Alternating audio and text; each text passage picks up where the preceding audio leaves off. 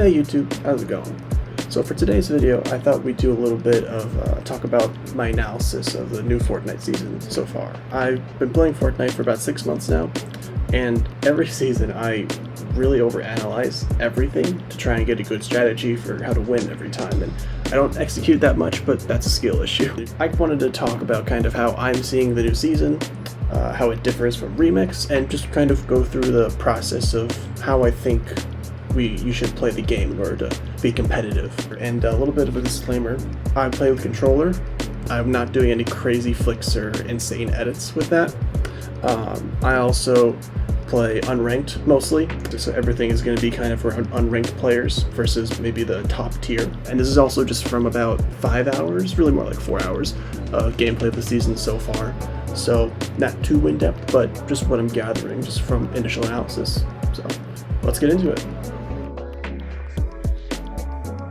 So, for the weapons loot that is present, there is a very drastic change in this season versus Remix.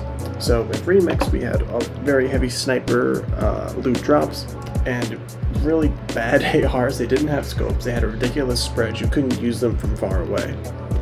But in this season, now we have tons of ARs, tons of SMGs, tons of shotguns, and virtually no snipers at all. So the loot is heavily geared towards mid to close range combat. In terms of what I mean by kind of long range combat like this, where you're sniping people from like 200, even 150 meters away, that's just not even going to occur this season. I mean, maybe someone will use a pistol, but it'll only deal 20 damage at most. So you really have nothing to fear from wandering outside of bushes anymore at this point. So more like about here, where now our ARs are going to become a bit more deadly and a bit more effective, as the spread on them is ridiculous now. That we don't have many scopes still. We have pretty much the hollow ARs, and those have the only scope that I think I've seen so far. But as it is, picking up an AR, the spread will be pretty good, that even at this distance you can do some damage, and as you slowly get closer, ARs will become much more devastating at this range. It's also at this range where SMGs will start to become a factor, where for me personally, the Superfire SMG, even closer, even as far back as about here, like Superfire SMGs, or probably more precision SMGs, are going to be even really deadly. And of course we have the advent of a bunch of new shotguns that have ridiculous magazine capacity, the Omi shotgun being kind of the lowest capacity, but the pump shotgun having 4 shells, and then the twin fire shotgun having a 14 magazine capacity. Even though its reload is pretty slow, having that much capacity is just ridiculously good. And even at distances like this, you can probably do some pretty good damage, but of course, for short range, it's going to be devastating. So the weapon loot has really shifted back towards what it was with like Wasteland, or the season after that I forget the name of, where it's really mid to short range focus, and you can wander a bit in the open, as no one can really do much damage to you. You'll have a few seconds before anyone can do any long range damage to you. Now for building, what this means is that everything turns into very build battle-esque, whereas last season, you really just didn't even need to worry about what material you were using, as I put up here, of course, because even if someone sniped a wood wall, it wouldn't completely disintegrate it. It would take 2 or I think maybe even 3 for a fully built wood wall snipe to actually disintegrate the wall. So you had plenty of time to identify who was shooting at you and to make a plan of what to do against them. But now, because of SMGs, and especially the Superfire SMG, which turns into just essentially a minigun at this point, you really want to get metal as soon as possible in building. So putting up a protective shield between you and your opponent is really crucial. And with the advent of wall jumps now, you really have a lot of incentives to have close build battles with a lot of insane movement to confuse your opponents, as you can mitigate tons of fall damage. You can do insane leaps through the builds once you get something built up. Like, there is so much incentive to be close range and have a ridiculous shotgun, or even the Typhoon Blade, which I'll get to later a bit more. Like, there is so much incentive to be close and to practice building this season that it is ridiculous. And I think Epic Games realizes that by adding in the movement as well as the weapon rarity, really getting metal as soon as possible and being able to have a lot of it on hand is crucial this season. So with that all said, what is a good overall strategy to have? Well, obviously you don't really need to worry about the long range at this point anymore.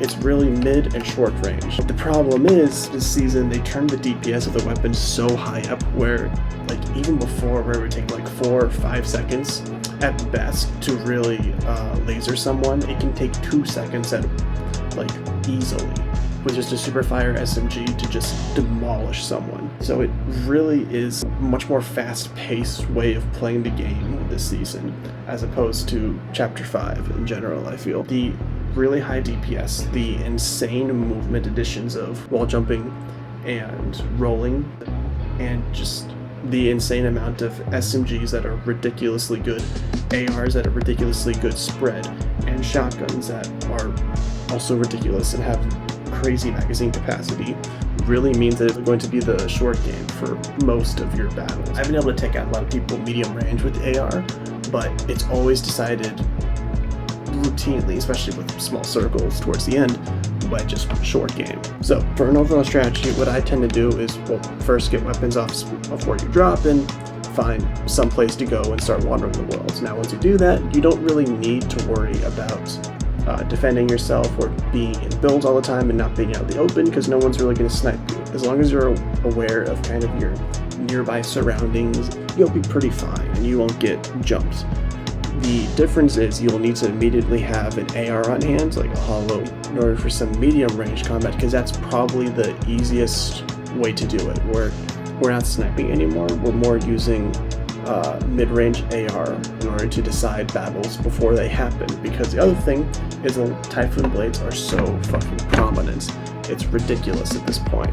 So being able to actually have an AR, have good enough aim, and have good enough DPS on it, which they kind of do by default at this point, to take out someone before they could rush you with the Typhoon Blade and make life very hard, moving around very erratically, is crucial. So having an AR is crucial. Having a shotgun or an SMG to then take down someone's builds if they try to build around you, or try to rush you again with the Typhoon Blade, is crucial.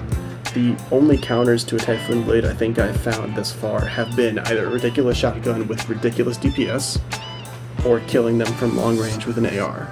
That's pretty much all there is to it. If you don't have those two, you're pretty much done for, unless you can escape, which is where having a car or a motorbike comes into handy, especially with also not getting jumped, since even though the car is only like 500 or 700 health, that's still like 3-4 times as much as what your max health is with shields, so it gives you a few precious seconds to like think about what to do if you're getting jumped versus just dying in 2 seconds and having to re-queue again. So it's really turned much more fast-paced, and being able to keep people at arm's length with a good AR is going to be crucial, because they're going to try and close the distance with either a shotgun of their own or a Typhoon Blade of their own. So being able to keep them at arm's distance but still fight at short range is going to be crucial. Now the other thing is, there's of course the Oni masks. I've seen these a bit, but I actually haven't encountered too many people who are using them effectively, or even using them at all, I would say. So they really seem to not be that useful. It is much more the Typhoon Blade, which is in equal abundance. That is people's main go-to, hence closing gaps. So anything you can do to avoid closing that gap is going to improve your odds of winning tremendously. And I would have had some aids with the weapons to help, but I can't figure out creative mode. So, whatever. But yeah, I think kind of the overall takeaway from this season is that unless you want to engage in build battles and get all just super sweaty, movement like crazy, edits that are insane, like pick up an AR, keep them at arm's length, and you'll do pretty good. Literally my first game queuing up and actually using a controller, I got a 12 kill win, with most of those kills being finding people that we're fighting, having an AR in hand, and janitoring them. That's pretty much the solution if you don't want to fight short range, or at least are not the best at it, which have me playing controller, I'm not the best at those insane flicks. I'm decent, I can hold my own, but it's not something I want to do voluntarily. So it really is a different Fortnite than Chapter 5, which I guess is to be expected, but I didn't expect it to be this different. I expected, different weapon drops, but not the changes really incentivizing build battles up close. So yeah. I haven't really done these strategy videos for the past couple seasons before, but if you liked it, let me know. I can do some more for the next season. I can do some more as the season evolves.